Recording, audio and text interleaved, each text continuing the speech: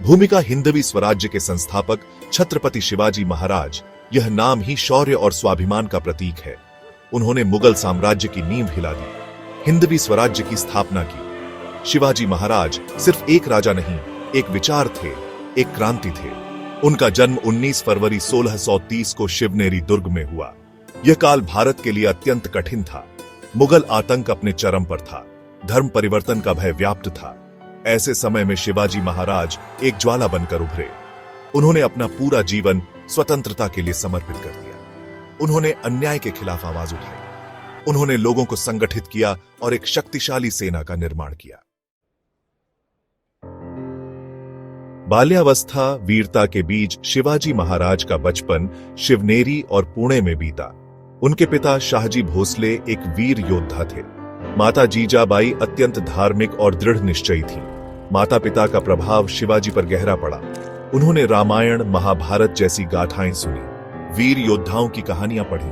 बचपन से ही उनमें देशभक्ति की भावना कूट कूट कर भरी थी। शिवाजी ने युद्ध कला में निपुणता हासिल की, घुड़सवारी, तलवारबाजी और शास्त्रों का ज्ञान प्राप्त किया।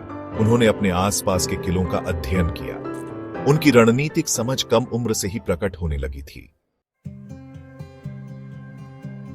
स्वराज्य का स्वप्न। किशोरावस्था में, ज्वाला किशोरावस्था में ही शिवाजी महाराज ने स्वराज्य का स्वप्न देखा। उन्होंने मुगल अत्याचार को नजदीक से देखा था। उन्होंने ठान लिया था कि वह अपनी मातृभूमि को गुलामी से मुक्त कराएंगे।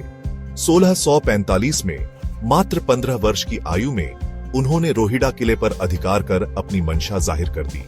यह उनकी पहली विजय थी। इसके बाद उन्होंने और भी कई किलों को जीता। शिवाजी महाराज ने मराठा शब्द को एक नया अर्थ दिया। उन्होंने जाति पाति के बंधन तोड़कर सभी वर्गों को एकजुट किया। उन्होंने एक ऐसी सेना तैयार की जो वफादार और निडर थी। गनिमी कावा रणनीति की श्रेष्ठता। शिवाजी महाराज अपनी गोरिल्ला युद्ध नीति के लिए प्रसिद्ध थे, जिसे गनिमी कावा कहा जाता है। दुश्मन की विशाल सेना का सामना करने के लिए यह रणनीति अचूक थी।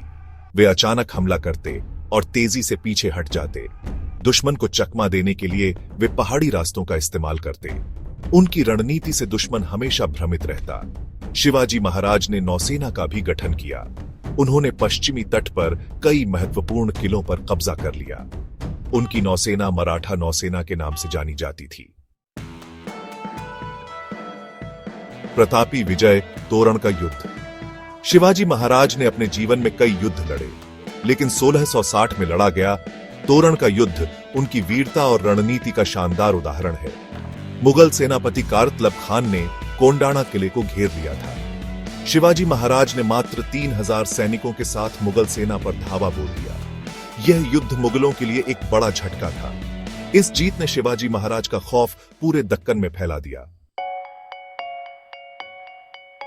अष्टप्रधान मंडल, न्याय और प्रशासन। शिवाजी महाराज सिर्फ एक योद्धा नहीं, एक कुशल प्रशासक भी थे। उन्होंने अष्टप्रधान मंडल नामक एक मंत्री परिषद का गठन किया। इस परिषद में 8 मंत्री होते थे जो अलग अलग विभागों का संचालन करते थे। इस प्रणाली से प्रशासन सुचारू रूप से चलता था। शिवाजी महाराज ने न्याय व्यवस्था को भी मजबूत बनाया। उन्होंने भ्रष्टाचार को जड़ से उखाड़ फेंका। जनता के हितों की रक्षा के लिए उन्होंने कई महत्वपूर्ण फैसले लिए। रायगढ़ स्वराज्य की राजधानी। शिवाजी महाराज ने 1774 में रायगढ़ में अपना राज्याभिषेक करवाया। रायगढ़ उनकी राजधानी बनी। यह किला उनकी शक्ति और वैभव का प्रतीक था।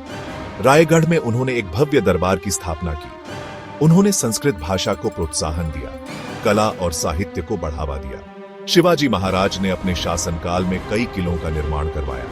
उन्होंने सड़कों का निर्माण करवाया, व्यापार को प्रोत्साहन दिया और किसानों का ध्यान रखा। शिवाजी महाराज एक प्रेरणा। 3 अप्रैल 1780 को शिवाजी महाराज का देहांत हो गया, लेकिन उनका व्यक्तित्व आज भी करोड़ों लोगों को प्रेरित करता है। वे साहस, शौर्य और राष्ट्रभक्ति के प्रतीक हैं। वे हमें अन्याय के खिलाफ लड़ने की प्रेरणा देते हैं। वे हमें बताते हैं कि असंभव कुछ भी नहीं है। आज भी जब हम उनके किलों को देखते हैं, उनकी कहानियां सुनते हैं, तो मन में एक अलग ही जोश और उत्साह का संचार होता है। विरासत, अमर शौर्य गाथा छत्रपति शिवाजी महाराज की विरासत आज भी अमर है। उन्होंने जो बीज बोया था, उससे एक विशाल वृक्ष का निर्माण हुआ। मराठा साम्राज्य पूरे भारत में फैल गया। उनके आदर्श और विचार आज भी प्रासंगिक हैं। वे हमें बताते हैं कि हमें कभी भी हार नहीं माननी चाहिए।